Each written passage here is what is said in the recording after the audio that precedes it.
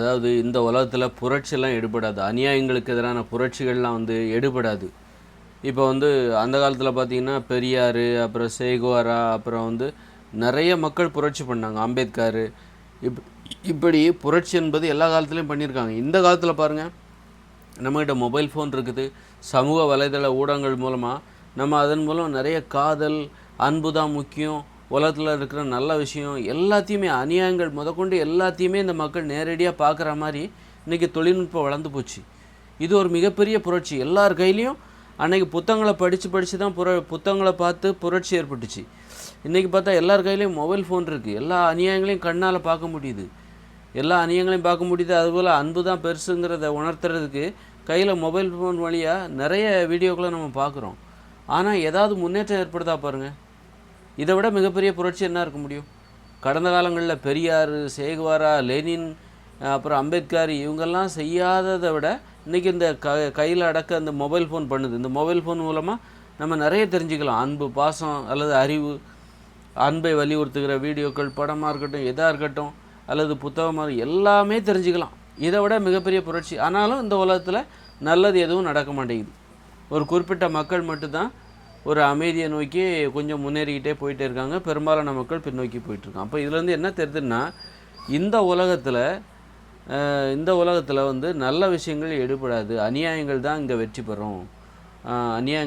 பெறும், வன்முறை தான் ஜெயிக்கும் அப்படிங்கிறது நல்லா தெரியுது. அதனால் இந்த ஏன் காரணம் அப்படின்னா என்னென்னா, உணவு கட்டுப்பாடு தாங்க. நம்ம சாப்பிட்ற உணவு தான் எல்லாத்தையும் நம்ம சிந்தனையை தீர்மானிக்குது. நம்முடைய சிந்தனை எது தீர்மானிக்கும்? நம்மளோட உணவு தான். நம்ம மென்மையான உணவுகளை சாப்பிடணும். மனுஷங்களாம் மென்மையானவர்களாக மாற வேண்டும். இன்றைக்கி நம்ம வன்மையானவர்களாக மாறுவதற்கு ஏற்ற உணவுகளை சாப்பிடுகிறோம். ஏன்னா இந்த உலகத்தில் வாழ்கிறதுக்கு நமக்கு அளவுக்கு அதிகமான வலிமை தேவை. அந்த அளவுக்கு அதிகமான வலிமை தருகிற உணவுகளை நம்ம சாப்பிட்றோம். அதனால தான் மனிதர்கள் இந்த உப்பு போட்டு சமைச்ச உணவுலாம் இருக்குல்ல, இதெல்லாம் ஊக்க மருந்து. இந்த உலகத்தில் வாழ்வதற்கு நமக்கு அளவுக்கு அதிகமான வலிமை தேவை. அந்த வலிமை தருகிற ஊக்க மருந்து தான் இந்த உப்பு போட்டு சமைச்சு சாப்பிட்ற அரிசி, கேழ்வரகு, கோதுமை, மாமிசம், மீன், முட்டை, இதெல்லாம் ஊக்க மருந்து. இதை சாப்பிட்டா தான் இந்த உலகத்தில் உள்ள வேலைகளை செய்ய முடியும்.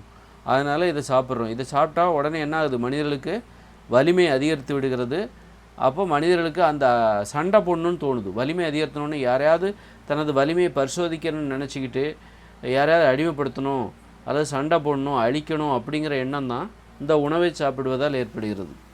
அதனால் இந்த உணவை இந்த உலகத்தில் உள்ள எல்லாருமே சாப்பிட்றாங்க. உப்பு போட்டு சமைச்ச இந்த உணவுகளெல்லாம் எல்லாருமே சாப்பிட்றாங்க. அதனால் இந்த மனிதர்களுக்கு அழிக்கணுங்கிற எண்ணம் தான் மேலோங்கி இருக்கிறது.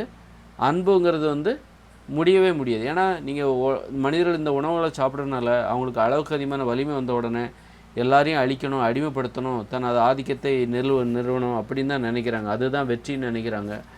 அன்பு செலுத்த அவங்களால முடியலை. அன்பு செலுத்தணுன்னா நீங்கள் முதல்ல உங்களை ஒரு எளிமையானவராக நினைக்கணும். எளிமையானவர்கள் தான் அன்பை எதிர்பார்ப்பாங்க.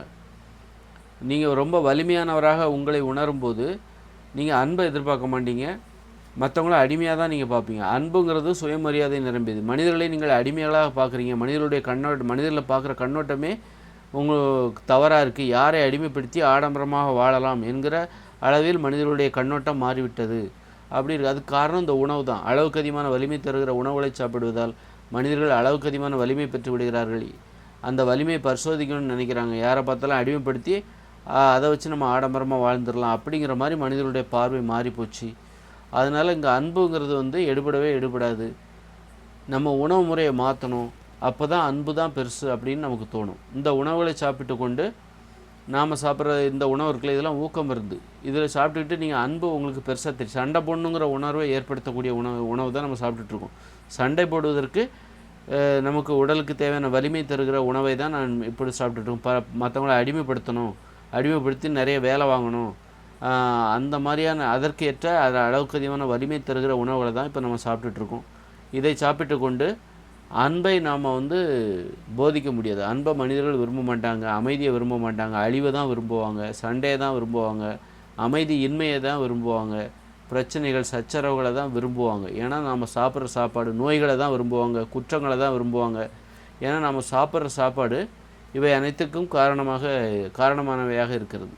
நம்ம அன்பை நேசிக்கணும், அமைதியை நேசிக்கணும், ஆரோக்கியத்தை நேசிக்கணும், மகிழ்ச்சியை நேசிக்கணும், ஒற்றுமையை நேசிக்கணும் அப்படின்னா அதற்கு தான் மனித உணவுகள், இயற்கையான உணவுகள், காய்கறிகள், பழங்கள், கீரைகள், பருப்புகள், கடலைகள், காளான், இதை உப்பு சேர்க்காம நம்ம சமைச்சோ அல்லது பச்சையாவோ சாப்பிடணும். சாப்பிட்டா நமக்கு ஆரோக்கியம் கிடைக்கும். மென்மையானவராக நம்ம மாறிடுவோம்.